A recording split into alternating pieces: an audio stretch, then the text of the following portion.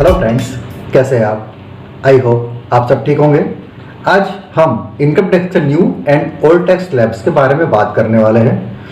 Financial year 2020-21 में मतलब assessment year 2021-22 के लिए इनकम टैक्स में दो ऑप्शन दिए गए हैं। सैलरी पर्सन के लिए कौन सा ऑप्शन बेटर है, न्यू टैक्स रेजिम या फिर ओल्ड टैक्स रेजिम? तो दोस्तों, ये चॉइस हमारी एनुअल इनकम कितनी है, उस पर हमारा कितना इन्वेस्टमेंट किया है, वो उस पर डिपेंड करेगा। और आज हम इनकम टैक्स के दोनों रेजिम के स्लैब्स के परसेंटेज के बारे में भी बात करने वाले हैं। थर्ड, हम इनकम टैक्स की वेबसाइट पर जाकर भी ये चेक करेंगे कि हमारी इनकम और इन्वेस्टमेंट के हिसाब से हमारे लिए कौन सा टैक्स रेजिम सही है, कौन से टैक्स रेजिम में हमें बेनिफिट होगा। तो दोस्तों, आइए शुरू करते हैं। मीन्स असेसमेंट ईयर 2021-22 के टैक्स स्लैब देखते हैं। यहाँ मैंने इनकम के सामने न्यू टैक्स रेजिम में कितना परसेंट टैक्स है और ओल्ड टैक्स रेजिम में कितना परसेंट टैक्स है ये बताया है।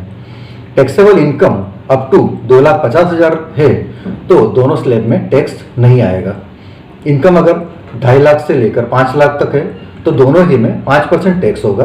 बट यहाँ पर एक ट्विस्ट है, अगर इनकम 5 लाख तक है तो वैसे 5% टैक्स के हिसाब से 12,500 टैक्स आना चाहिए। पर अंडर सेक्शन 87A में गवर्नमेंट ने दोनों टैक्स रेजिम में 5 लाख की इनकम तक टैक्स में 12,500 की रिबेट दी है। मीन्स टैक्स जीरो होगा। ये इसमें 5 लाख तक आपको कोई टैक्स आएगा नहीं।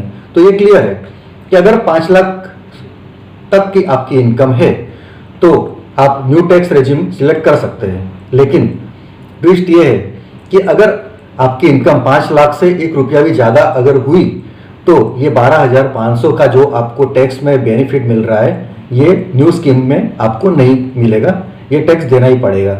और इस न्यू टैक्स स्लैब में आपको स्टैंडर्ड डिडक्शन और दूसरे जो टैक्स के बेनिफिट है, रिबेट मिलती है, वो नहीं मिलने वाली है। अब देखते हैं आगे के स्लैब। 5 लाख से 7,50,000 तक न्यू टैक्स स्कीम में टैक्स रेट 10% और 7.5 लाख से 10 लाख तक 15% है। ओल्ड स्कीम में 5 लाख से 10 लाख तक एक ही टैक्स रेट है 20%। अब न्यू टैक्स रेजिम में देखते हैं। 10 से 12.5 लाख तक टैक्स रेट 20%, 12.5 लाख से 15 लाख तक 25% और 15 लाख और उसकी ज़्यादा इनकम के लिए 30% है। जबकि ओल्ड टैक्स रेजिम में 10 लाख से ऊपर की इनकम के लिए एक ही टैक्स रेट है 30%। अगर हम दोनों टैक्स रेजिम के टैक्स रेट के परसेंटेज देखते हैं तो पहली नज़र में लगता है कि न्यू टैक्स रेजिम फ़ायदे वाला है, पर सभी के लिए ऐसा नहीं हो सकता है। फॉर एग्जांपल, अगर आपकी इनकम 5,10,000 हुई तो 5 लाख तक 12,500 टैक्स तो देना ही पड़ेगा, प्लस बाकी के 10,000 के ऊपर 10% मीन्स 1,000 रुपया, तो टोटल 13,500 टैक्स पे करना होगा। उसमें कोई रिबेट आपको न्यू टैक्स रेजिम में मिलने वाली नहीं है। अब हम ओल्ड टैक्स रेजिम के बारे में बात करते हैं। इसमें आपको गवर्नमेंट की 70 types of investment rebate scheme है जो आपको सिर्फ ओल्ड टैक्स रेजिम में ही अप्लाई होगी। तो अब सैलरीड पर्सन के पॉपुलर इन्वेस्टमेंट के बारे में देखते हैं। सबसे पहले स्टैंडर्ड डिडक्शन का 50,000 रुपये का बेनिफिट मिलेगा। सेकंड, अगर आपकी हाउसिंग लोन है तो इंटरेस्ट अप टू 2 लाख का अंडर सेक्शन 24B में, और जो लोन का प्रिंसिपल अमाउंट है इस ईयर में आप पे करने वाले हो वो अंडर सेक्शन 80C में काउंट होगा। हाउस रेंट पे किया है अगर किराए पे रहते हैं तो फॉर्मूला के हिसाब से जो भी बनता है अंडर सेक्शन 10 में आपको रिबेट मिलेगा। अब सेक्शन 80C के बारे में बात करते हैं। मैक्सिमम 1,50,000 तक की रिबेट मिलेगी, जिसमें आगे बताया वैसे हाउसिंग लोन का प्रिंसिपल अमाउंट और दूसरा हमारा PF कॉन्ट्रीब्यूशन है, VPF है, वो भी 80C में मिलेगा, 80C में मिलेगा। फिर NSC, LIC या दूसरी कोई इंश्योरेंस पॉलिसी, ELSS है, unit linked insurance policy means ULIP, Sukanya Samriddhi Yojana, children tuition fee for maximum 2 children etcetera, ये सब 80C में काउंट होगी। अगर मेडिक्लेम है तो मैक्सिमम 25,000 तक का सेक्शन 80D में रिबेट मिलेगा। अगर NPS means national pension scheme है तो 50,000 रुपये तक का मैक्सिमम रिबेट 80CCD 1B के तहत मिल सकेगा।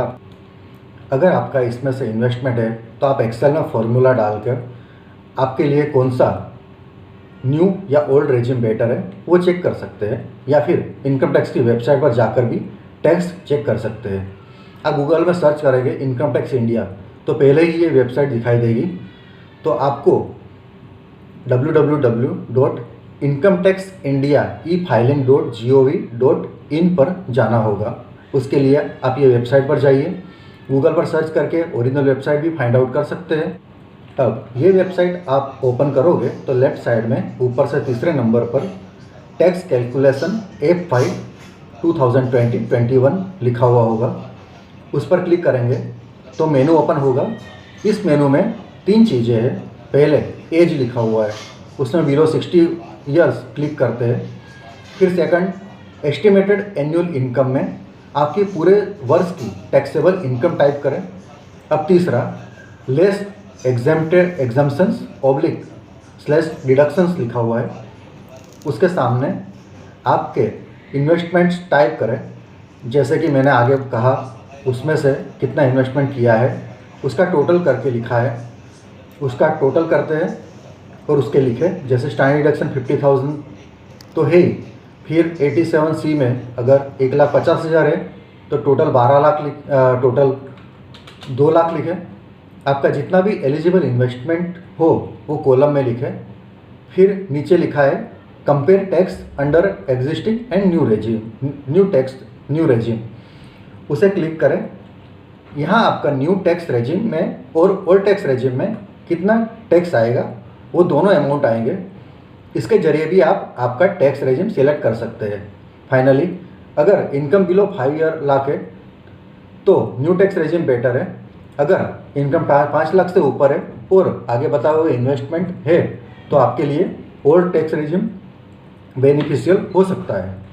तो खुद की इनकम और इन्वेस्टमेंट डिडक्शन दोनों को ध्यान में रखते हुए आपको अपना टैक्स रेजिम पसंद करना है।